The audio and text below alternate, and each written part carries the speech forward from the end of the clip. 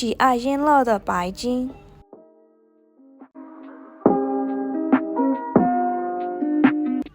有一次，一群丛林顽皮的白鲸追着鱼群来到了北极的楚科奇海。ခါတော့ကညံကောင်းပြီးအစောမတ်တဲ့ဘလူးကဝေလာငါးလေးတွေကငါးတွေနောက်ကိုလာရင်မြောက်ဘက်ပိုင်းကအာတစ်သမုဒ္ဒရာရဲ့ Chachki စီးတဲ့ထိရောက်လာတယ်။这里太好玩了，还有好吃的鳕鱼，他们玩着吃着，连回家的时间都忘了。စားလိုက်ဆောလိုက်နဲ့အပျော်လွန်ပြီးတော့အိမ်ပြန်မဲ့ချိန်အောင်မှမေ့သွားကြရဲ့。2天后，一股寒流突然袭来，海面瞬间被冰水覆盖，回家的路被冰墙堵住了。2ရက်လောက်ကြာတဲ့အချိန်မှာအေးလိုက်ဖြတ်ပြီးတော့သူတို့ပြန်မဲ့လမ်းအောင်ရှာမတွေ့တော့ရေခဲတွေနဲ့ဖုံးအုပ်သွားတယ်。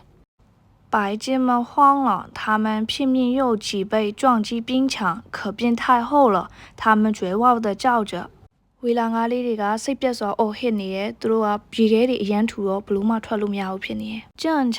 一个猎人发现了他们，立刻向附近村庄报警。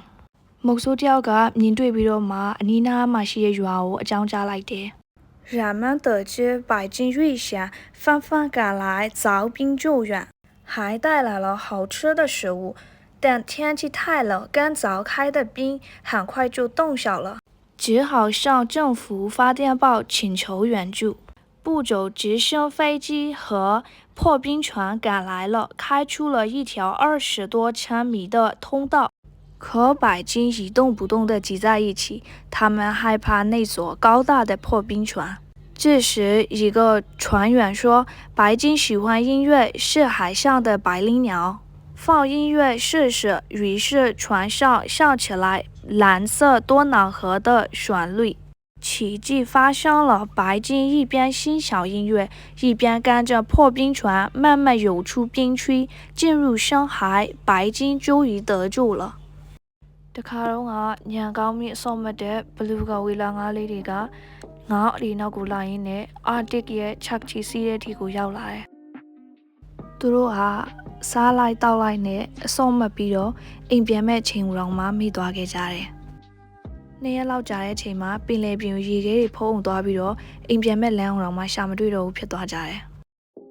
ဝေလာငါးလေးတွေကထူပူပြီးတော့ရေခဲပြင်နေကြတဲ့ထိုးထွက်ဖို့လုပ်ပေးမဲ့လေရေခဲတွေကအရန်ထူတဲ့အတွက်ကြောင့်မလို့သူတို့ကစိတ်ပြတ်စွာပဲနဲ့အော်ဟစ်နေခဲ့ကြတယ်။အဲ့ဒီအချိန်မှာပဲအမဲလိုက်မုတ်ဆိုးတယောက်ကသူတို့ကိုတွေ့ခဲ့ပြီးတော့မှအနီးနားမှာရှိတဲ့ရွာကိုအကြောင်းကြားလိုက်တယ်။ရွာသားတွေကဝေလာငါးလေးတွေအနေနဲ့ကြုံနေရတယ်ဆိုတာသိချင်းပဲ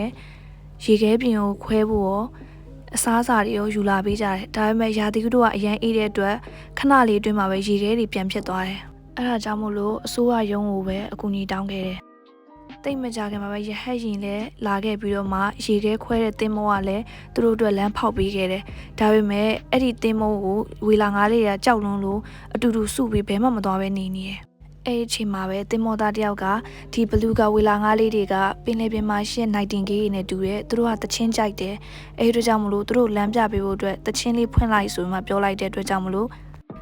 W Daniel Watts ရဲ့ melody ကိုစပြီးတော့ဖွင့်လိုက်တယ်။အဲ့ဒီအချိန်မှာပဲအံ့ဩစရာကောင်းတာကဘလူးကဝေလာငါးလေးတွေကတချင်းတန်ကိုခံစားပြီးတော့မှရေခဲပြင်ပေါ်ကနေပင်လယ်အနက်ပိုင်းတွေကိုဝင်သွားတယ်။သူတို့တွေနောက်ဆုံးတော့ကဲတင်ခံလာရတယ်။